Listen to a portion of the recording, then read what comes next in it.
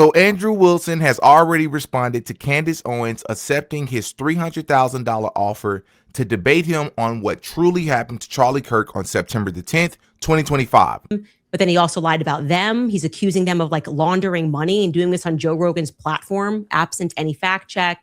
He just lies. I guess that's where they're at right now. Turning Point just needs people that are willing to lie. Nonetheless, I said I have a counter offer. He says 300K. Let's make it 500K. Right? I just have the hunch, this feeling, gut instinct that you're maybe being backed by Turning Point USA or their affiliates in this debate request. It's just, you don't strike me as someone that has 300K lying around for conversation. I mean, not with that smoking habit in today's economy, right? And given the fact that Turning Point USA has raised $40 million in one night off of Charlie's blood, literally encasing his bloody microphone at a fundraiser event so that his grieving widow could be captured by the camera standing next to it, I think 500K feels more appropriate. They want to invest in you. You're their guy. Tell them that's what it costs. What's 500K between old friends, right? Also, my second counter offer position point that I'd like you to meet is I'm 7 months pregnant. So if you fancy a debate face to face, you're going to have to travel to me. It's common decency. No time limit in the debates. Don't worry. It will be live. We will bring up any documents or evidence that you mention as a part of this case. We have a team, so you can send links live. We are happy to pause and allow you to search for any evidence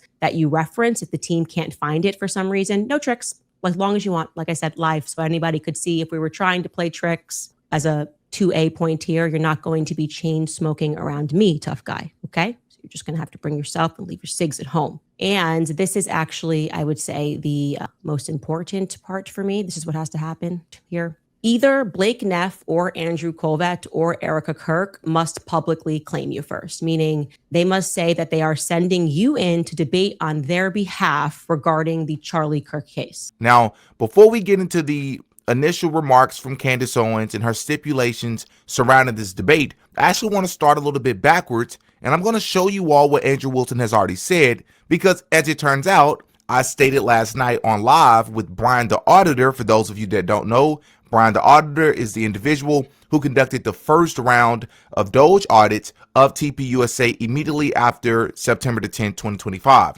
He and I discussed last night Candace Owens finally accepting the debate, and what I predicted was that this debate will probably never happen. It'll probably get close. I don't see it happening.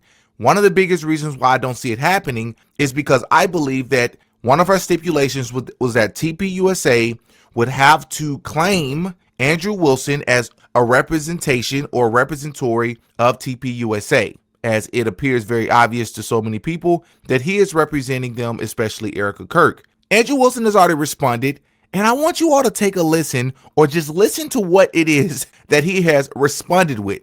And this proves that this man is not serious. So it says here, my counter back, $500,000 is fine. I will crowdfund it. $1 million actually. So I get $500,000 as well. So now all of a sudden you went from saying that people are afraid, and Candace has since come out and said that she didn't even know that you were even, representing TPUSA, or you were challenging her. Now she's finally heard about it. She's looked into it, and she has responded and accepted the offer with a different set of stipulations. And now your response is, on second thought, I guess I should be able to make $500,000 in the process as well. So now it's about you making money. At first you were just saying it's about truth.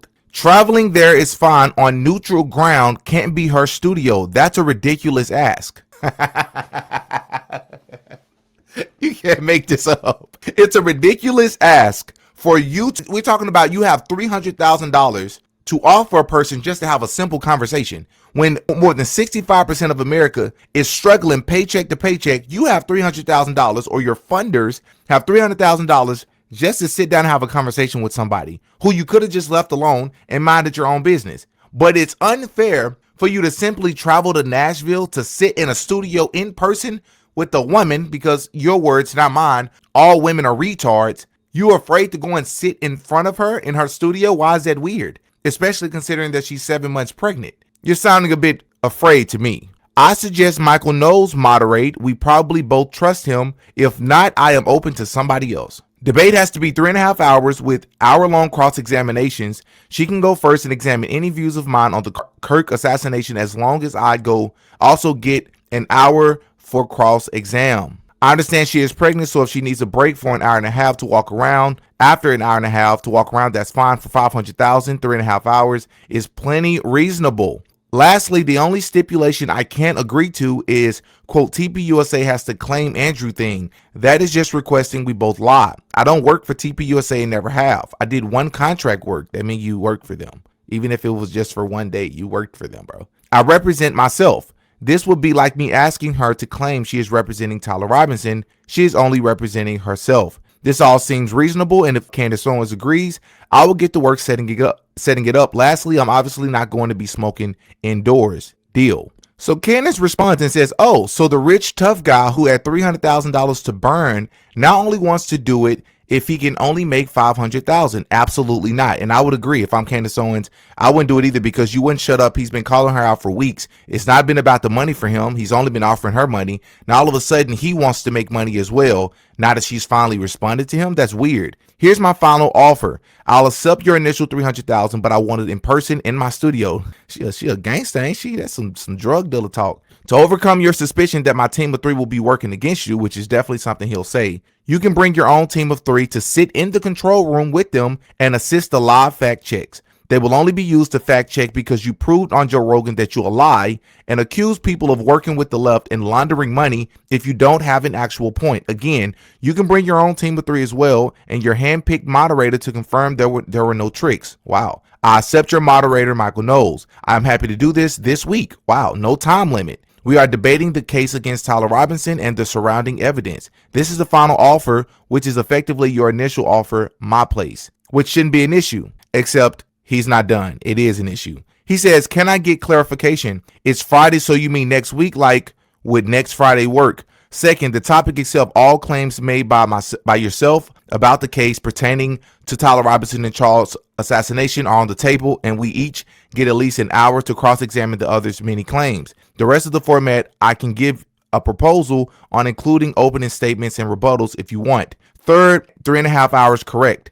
I can bring 3 people, including my own camera guy. This is totally fair. Is this correct? He goes a step further. He says, another thing, why not just do it as a video debate with Knowles moderating? That seems like it will solve all the logistical problems, and then neither of us can gripe about home team advantage. Once again, a very weird thing to do. You have been calling these people out forever. You've been accusing them of being afraid and confused why nobody will respond to you. And I actually agreed. I didn't quite understand why most of the names that you were saying wouldn't actually accept a debate. And now that the biggest person has accepted a debate from you, you are now backtracking and you're wanting to make money as well. You think it's weird and you think it's an advantage to come to her studio, despite the fact that she's offering you to bring your team as well, and your team can sit with her team so that you can see that there's no advantages. And let me tell you the tactic that Andrew Wilson is using here.